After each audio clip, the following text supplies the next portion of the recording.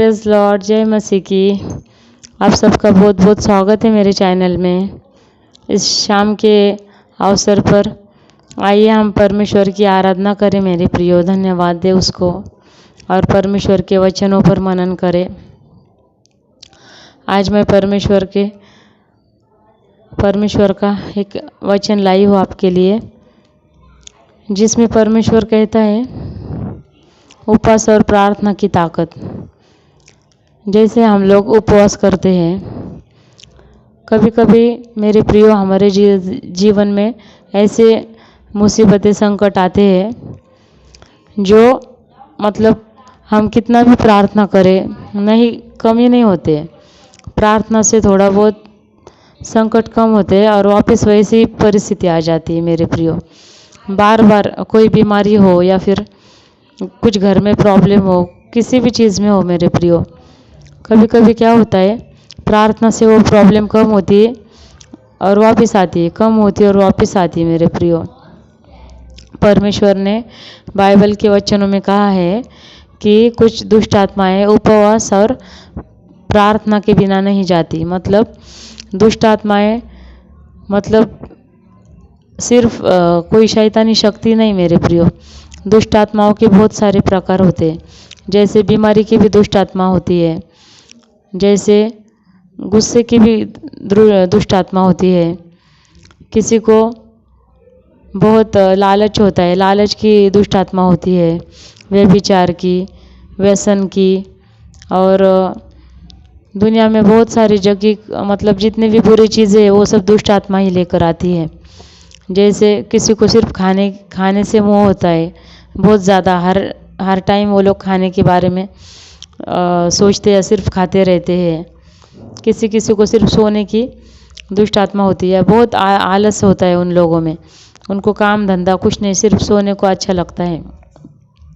ऐसे अलग अलग तरीक़ों की दुष्ट आत्मा होती है मेरे प्रियो। अगर आपकी इच्छा है कि कोई भी प्रकार की परेशानी आपके जीवन में है और आप उससे ज़िंदगी भर के लिए छुटकारा पाना चाहते हैं मेरे प्रियो, तो मैं आपको एक परमेश्वर का वचन कहना चाहती हूँ कि उपवास और प्रार्थना की ताकत से आप कितनी भी बड़ी से बड़ी दुष्ट आत्मा से लड़कर उस दुष्ट आत्मा को भगा सकते हैं यीशु के नाम से। क्योंकि प्रभु यीशु के नाम में वो सामर्थ्य है कि उसके नाम से दुष्ट आत्माएं भाग जाती है मेरे प्रियो। लेकिन हम लोग इतने पवित्र नहीं हैं। हम लोग में सामर्थ्य तब आती है, उपवास और प्रार्थना के द्वारा हम लोग में सामर्थ्य आती है, तब हमें पवित्र आत्मा भी मिलता है। क्योंकि शरीर जो है वो दुर्बल है, हमारा मन भले ही कितना भी सामर्थ्य हो, लेकिन शरीर जो है वो खाने पर मतलब संसार की चीज़ों पर ध्यान लगाता है। इसीलिए हमको जब शरीर भी हमारे मन के कंट्रोल में होगा तब हम सच में सामर्थ्य हो जाएंगे मेरे प्रियो। इसीलिए परमेश्वर कहता है कि कुछ दुष्ट आत्माएं उपवास और प्रार्थना के बिना नहीं जाती। तो जैसे प्रभु यीशु मसीह और उनके चेले कहीं जा रहे थे, तो वहाँ पर एक किसी बच्चे को दुष्ट आत्मा लगा था, किसी लड़के को या लड़की को। तो उनके चेलों ने उस दुष्ट आत्मा को प्रभु के नाम में भगाया, लेकिन वो दुष्ट आत्मा नहीं गया। फिर उन्होंने कहा प्रभु से कि ये दुष्ट आत्मा तो नहीं जा रहा है। तब परमेश्वर ने उससे कहा हे दुष्ट आत्मा निकल। तो वह दुष्ट आत्मा निकल कर चला गया। तब उनको चेलों को बहुत आश्चर्य हुआ कि हमसे ये कार्य क्यों नहीं हुआ। तब परमेश्वर ने चेलों को कहा कि कुछ दुष्ट आत्माएं बिना उपवास और प्रार्थना के नहीं जाती। तो मेरे प्रियो, हमें परमेश्वर के हर वचनों को मान देना चाहिए, अपने जीवन में शामिल करना चाहिए।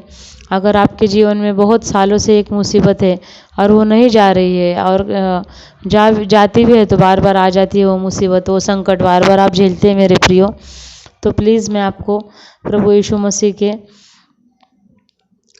द्वारा कहती हूँ कि आप लोग उपवास और प्रार्थना कीजिए। भले एक दिन की हो या 3 दिन की हो या हफ्ते में एक बार हो या फिर चाहे 2-3 घंटे की भी हो मेरे प्रियो, बस आप लोग जब उपवास करेंगे तब आप ज़्यादा से ज़्यादा परमेश्वर के संगति में रहिए मेरे प्रियो। आप बाइबल पढ़िए, आप लोग प्रार्थना कीजिए, प्रभु से बातें कीजिए, प्रभु की स्तुति आराधना कीजिए मेरे प्रियो।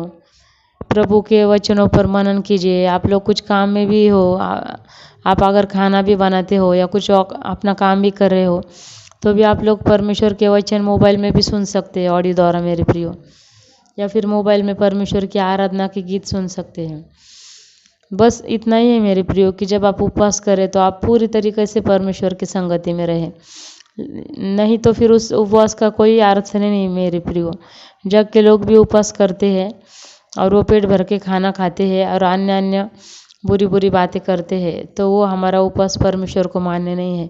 आप पूरी आत्मा और सच्चाई के साथ उपवास प्रार्थना कीजिए और फिर देखिए आपके जीवन से जो संकट है वो चला जाएगा हमेशा के लिए यीशु मसीह के नाम से।